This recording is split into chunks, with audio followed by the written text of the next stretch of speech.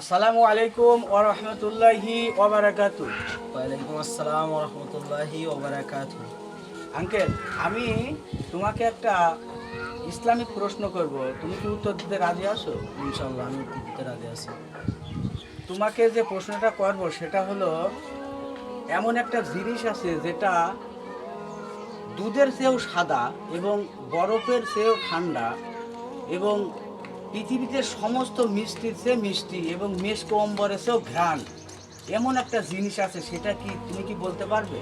ইনশাআল্লাহ আমি বলতে পারবো। বলো তো এই জিনিসটা কি? এটা হচ্ছে আপনার জমজমের পানি। আলহামদুলিল্লাহ, আমি যে প্রশ্ন তোমাকে করেছি প্রশ্নটা খুবই ইম্পর্ট্যান্ট একটা প্রশ্ন ছিল এবং খুবই কঠিন একটা প্রশ্ন ছিল।